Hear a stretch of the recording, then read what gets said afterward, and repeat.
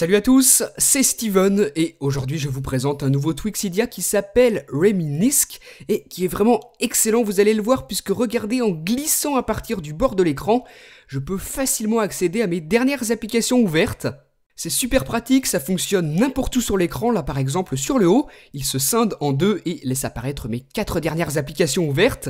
Et ensuite si j'ouvre les réglages, eh bien j'aurai désormais 5 applications, le Twik peut en afficher au minimum une, au maximum 5, donc là j'ai les réglages, la vidéo, la musique, la météo et le Game Center. Donc voilà comment ça fonctionne, on glisse à partir de l'un des bords et l'écran s'ouvre en deux pour laisser apparaître les applications. Ça n'empêche absolument pas de changer de page, vous le voyez, et comme je vous le disais, ça marche partout, sur toutes les pages. Donc ce Twik va finalement vous permettre de switcher facilement entre vos applications dernièrement ouvertes, même lorsque vous êtes à l'intérieur de celle-ci, vous le voyez. Là, dans la musique, je peux facilement me rendre dans les réglages par exemple. Donc désormais, vous n'avez plus forcément besoin de retourner sur l'écran d'accueil pour changer d'application. Vous utilisez le Twik, c'est beaucoup plus rapide. Et ce qui est excellent, c'est que ça marche aussi sur l'écran verrouillé, regardez. Le Twik va scinder l'écran en deux pour vous afficher les applications dernièrement ouvertes. En fait, il va prendre au maximum les 5 dernières applications qui se trouvent dans votre multitâche et vous les affichez comme ceci sur l'écran de verrouillage, à l'intérieur des applications ou même sur votre écran d'accueil. Ensuite, pour ce Twik, vous allez le voir, on a pas mal d'options de configuration.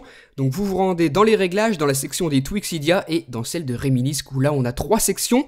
On va commencer par celle-ci. La première option vous permet d'activer ou de désactiver le Twik si jamais vous avez plus envie de l'utiliser. Et ensuite, suivant si vous êtes droitier ou gaucher, vous allez pouvoir choisir le sens de glissement pour activer le Twik. Donc là, c'était pour droitier, de la droite vers la gauche. Si je choisis pour gaucher, ce sera de la gauche vers la droite. Donc le sens est différent suivant si vous choisissez l'un ou l'autre. Suivant si vous êtes droitier ou gaucher, vous cochez l'un ou l'autre. C'est vraiment comme vous préférez. Moi, je préfère ce sens-là, en glissant de la droite vers la gauche de l'écran. Je trouve que c'est le plus pratique, donc c'est celui-ci que je vais utiliser. Voilà comment ça fonctionne. La première méthode d'activation, c'est donc celle-ci, mais vous pouvez aussi cocher celle-là. Cette fois-ci, il faudra, vous le voyez, glisser à partir du haut vers le bas, à partir d'un des bords de l'écran. Donc moi, ce sera le bord droit, vu que tout à l'heure j'avais coché droit. Si vous cochez gauche, il faudra appuyer sur le bord gauche de l'écran.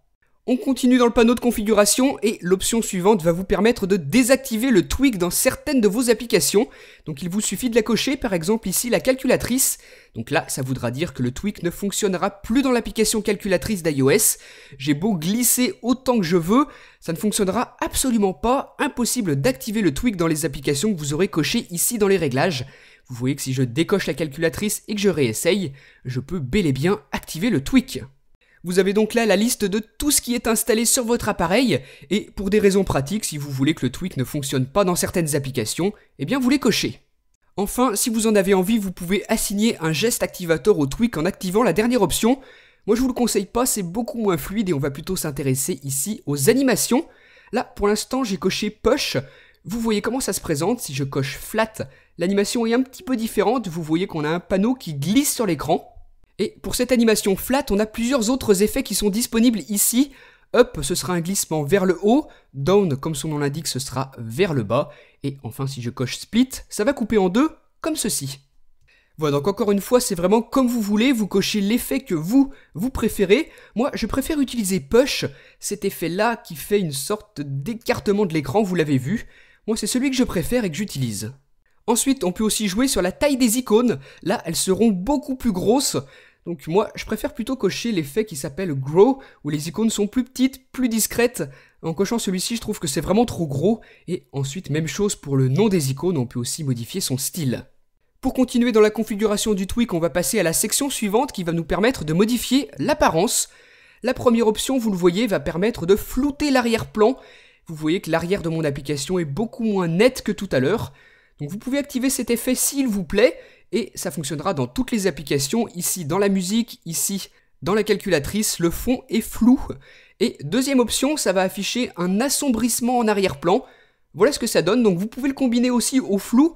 Moi je trouve que c'est plutôt sympa comme effet, et je vais garder celui-ci. On peut aussi jouer sur la netteté des icônes en cochant cette option. Vous voyez que c'est un petit peu moins clair que tout à l'heure, même chose pour le nom des applications s'il est activé. Donc je vais l'activer d'ailleurs, ça se fait ici. Donc là, j'affiche le nom des applications. Voilà comment ça se présente. Désormais, vous avez le nom affiché en dessous de l'icône des applications. Donc là, les réglages, la calculatrice, la musique, vidéo, météo. Voilà comment ça marche. Et là, c'était en bas. On peut aussi l'afficher en haut, ce nom, si on en a envie. Moi, je trouve que l'afficher, c'est pas forcément une bonne idée. Vous avez vu que ça dépasse un peu. Je préfère plutôt le désactiver, ce nom des applications. Enfin, dernière option personnalisable, c'est le fond. En cochant Linen, voilà ce que ça donnait jusqu'à présent. Avec Color, ce sera gris. Donc ce qui est pratique, c'est qu'en cochant Color, vous avez la possibilité ici de configurer vous-même les couleurs d'arrière-plan. Donc vous déplacez le petit curseur, vous avez en dessous, en bas, une palette de couleurs vraiment très complète. Moi je vais choisir du rouge, j'appuie sur Save et ensuite je choisis la deuxième couleur. Je vais prendre du violet, je sauvegarde. Et ensuite si je réactive le tweak, regardez, on voit que le fond a changé, c'est désormais rouge-violet. Exactement comme je l'avais configuré, donc ça marche parfaitement partout. Et suivant le thème que vous utilisez, ça peut vraiment donner quelque chose de plutôt joli. Là, j'ai de la chance, ça va plutôt bien avec mon thème. Voilà, donc c'est vraiment comme vous voulez, soit vous choisissez une couleur personnalisée, soit vous utilisez le fond Linen qui est disponible dans les réglages. C'est vraiment comme vous préférez. Ce tweak, il s'appelle donc Reminisc, il est disponible sur le Cydia Store au prix d'1,99$ sur la source de Big Boss. Et il va vous permettre, comme je vous l'ai montré, de couper votre écran en deux pour faire apparaître les applications récemment utilisées, vous permettant de les lancer bien très facilement. Comme ceci, vous glissez sur l'un des bords de l'écran, vous affichez ce nouveau petit menu qui apparaît comme ça. Donc je vous le répète, c'est vraiment quelque chose que je trouve excellent, super pratique, ça permet vraiment de gagner du temps dans certains cas. Donc voilà, pour moi un tweak vraiment très bon. Vous, dites-moi ce que vous en avez pensé dans les commentaires, suivez-moi aussi sur Facebook et sur Twitter, et moi je vous dis à très bientôt pour une prochaine vidéo. Salut!